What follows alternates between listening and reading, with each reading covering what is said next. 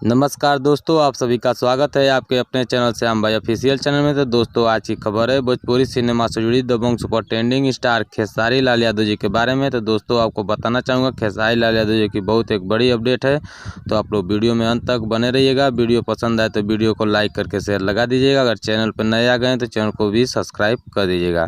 तो दोस्तों, खबर है खेसारी लाल का आज सुबह में 6:15 पे बहुत ही लाजवाब ऑडियो गाना रिलीज किया गया है नीलकंठ फिल्म से। तो दोस्तों, आप लोग स्क्रीन पे पोस्टर देख लीजिए। गाने का नाम है परोसन शोषण करती है।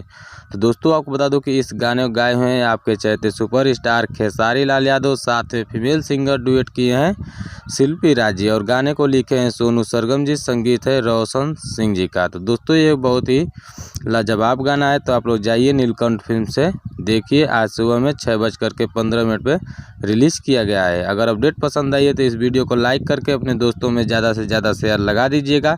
चैनल पर नए आ गए हैं तो चैनल को सब्सक्राइब करके साथ में बेल नोटिफिकेशन को ऑन कर लीजिएगा।